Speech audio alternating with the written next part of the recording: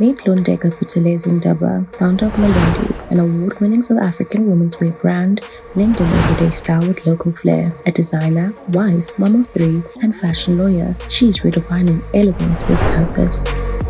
Hello everybody and welcome to Threads and Thoughts. Today's episode, we're here with the lovely Londeka, the lady behind Malondie. Hi Xavier, how are you? I'm well, thank you. How are you? Good, thank you. Thank you for having me. Thank you for coming. So, what does it mean to be a style icon today? Sure. Being a style icon actually means that my efforts are recognized because we put so much efforts in trying to look good and creating new garments. There's so much that we do before the look. Mm-hmm. So being recognized as a style icon for me just tells me that my efforts are recognized. Mm-hmm. Yeah. And do you feel pressure to keep up with trends, or do you create your own? Definitely create my own.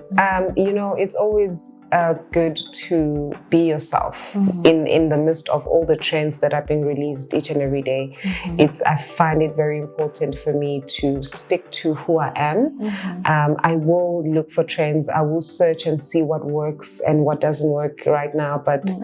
I will still choose what works for myself and what works for the brand. Mm-hmm. And with you saying that, how important is fashion in your creative work? Fashion is very important. It's the industry I'm in. Yeah. I live, I breathe fashion. Yeah. So it's very important for me to understand what's going on in the fashion space. What is it that needs to be improved in fashion, locally and internationally? So understanding fashion is very important as someone who's in the fashion industry. Yeah. I mean, in terms of like the business side and your creative side, how does that also go hand in hand with your creative work? Understanding the business side of fashion is very important. I feel that for each and every designer, they need to work towards understanding the business side of whatever products that they're selling. Mm-hmm. When you are in a business space, selling a product, it's what's important. Mm-hmm. What's important is sales. Mm-hmm. You can have the most beautiful garment, but if you can't sell it, that's the business side. If you don't understand that part, then what's the use? I recently enrolled into MBA. Mm-hmm. I'm currently doing my MBA because I just want to understand the business of business. Mm-hmm. When you're selling a product, whether it's luxury, whether it's premium, whether it's for mass production, it's important for you to understand the business side of things because we're all in the business space at the end of the day. A beautiful garment won't sell itself. Definitely. You need to be able to sell it. Definitely. Yeah. And how's that going? I mean, I know in the beginning of anything new, it's not the easiest, but as time goes on, it's been a shock. Yeah. There's things that I actually didn't think mattered in the business space, but they did. For example, I started understanding how much of an asset my team is, more than just seeing them as, they're part of the team. If they leave tomorrow, it's okay. But I started realizing and learning the importance of them, how they are an asset more than even the garment that they've produced. Because with the skills that you instill in them every day, with everything that you teach them every day, they appreciate over time, and assets appreciates over time. They get better and they get to understand your brand more, and they start working towards ensuring that the brand achieves its objectives. So if you understand your team, anything is possible. So I started looking at them differently, and that has been such a great eye-opener. That's amazing. Yeah. I mean, with this lovely dress that you're wearing today, this is your own? Yes, definitely. Wow. I'm always in a Malondie. No, this is amazing though. Thank you. What inspired this look?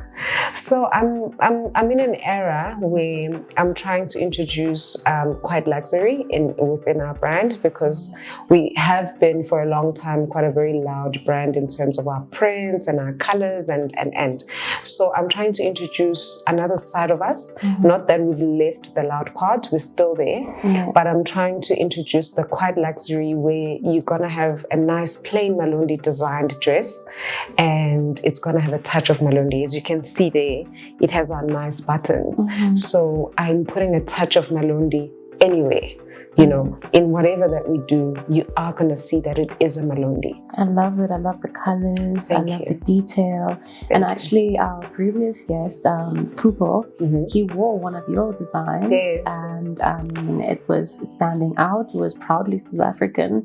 And I guess that's what you're talking about now, you know, doing something different where you don't put the name, you know, on the forefront, but just a little slight detail to showcase that it's still yours. Yes. So if you did notice that even Pupo's sweater, it had our emblem on the left there. So what we're trying to do is just to teach, because another thing that you have to do, our role as designers is also to teach people what you would like for them to, how you'd like for them to perceive or to see your brand. So with the emblems and the aims that we're introducing into the brand is for them to see the touch of Malondie without actually using the full name. But there's going to be a touch of it somewhere, somehow, so that you are able to recognize it 20 years from now, 100 years from now, when you see that aim and you're like, oh, I remember that brand. So I'm teaching my people something new, you know. I remember recently I had a client who wanted a plain black dress. And when she got it, she's like, but where's Malondie now? You know. So that shows how much Malondie women are so proud of being Malondie women, and that gives us such great comfort in seeing that whatever that we are doing or what we are teaching them, they're learning and they're loving it. I love that. I love that. So who inspires your style journey?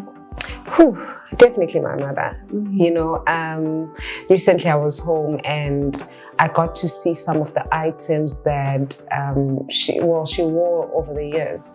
I mean, it's been 4 years without her, but every time I go home and I go to her closet, I see something new all the time. I'm like, oh my God, you did this again? This is what's happening? So she'll always be someone who inspires what I choose, you know. When I have creative, we call it creativity block. I will take a flight home because I just want to be in that space where I'm like, what can I do now? You know, I have moments like that, and all the time they're beautiful, and I always come out. I love that. I mean, as you say, like creative blocks do come, and it's important for a creative to literally find a space that grounds them and allows them to be calm. So I love that. That's like something personal. How do you think youth culture is reshaping the South African fashion scene? Sure, you know, I always say this, that when the youth, they're the people who are literally taking whatever country or the world forward. You know, now we can't even say South African youth. Now we're saying the world youth, because the internet has just broken down the borders. Now our fashion is not only influenced by the youth, but it's influenced by the rest of the world. So it's been so amazing to see the influence, the style for the younger ones. I'm still within the youth, but when you speak about the young ones behind us, their style is so different. But when you look at it again, it goes back to the 90s again. You know, so you then get to see how fashion is revolving. It can be upgraded, but it's just revolving in they kind of dressing like Aliyah. I didn't think I'd dress like that, but I find myself dressed like that. You know, there's just so much that the youth is doing that is influencing how we choose to dress up today. What's one fashion risk you have taken that paid off or didn't? Recently, I had an event in Cape Town, and I hardly wear short stuff, you know. So I was like, okay, I want to wear a short dress, and I am gonna create something at the back that's gonna be, you know, that's gonna cause a just distraction for the bag, as someone who doesn't really wear short stuff. And when I did, oh my God, I can't believe the reception that garment received.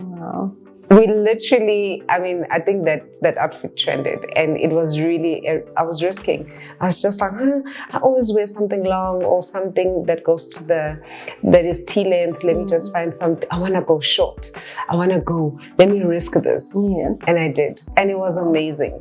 That's amazing. So every time, one thing I've noticed that every time I try to be different, it pays off. It's always great. Then actually just trying to fit in or to blend in.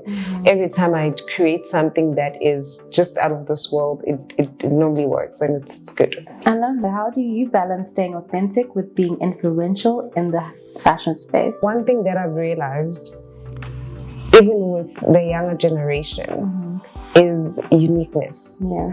The moment you are yourself, that's when people wanna be part of you more, because the moment you're choosing to be you, people are so attracted to uniqueness. People don't want people who, you're going with the wind, you know. If you stay true to yourself, you choose yourself, you know your lane. So I feel that to remain influential is to remain yourself. To be influential is to remain yourself. Wow, Yes. that's amazing. I love that. So in the creative space, how has AI influenced your business side of things? I would say for me, AI has assisted me in terms of research. You know, you just write one word, and for me, it's been the research part. I'm very big when it comes to research. I love researching. I can stay throughout the night researching, and AI has been that best friend that tells me what is going on, because even more than creating looks on AI, what I seek more from AI is information. And that has really helped me in improving the space I'm in. Well, thank you. Thank you for your time today. Thank you, Malondie. Well, Thank you, the lovely designer, Malondie Londeka. And thank you to you guys watching, and stay tuned for the next episode. With myself, Xavier, that's all from Threads and Thoughts. Thank you for tuning into today's episode. Make sure to subscribe to our YouTube or Spotify pages and sign up at shop.africanfashioninternational.com so you don't miss out on exclusive updates and offers. Don't forget to visit the House of Nala at Sunday City for your signature look. Until next time, stay bold, stay intentional, and stay you.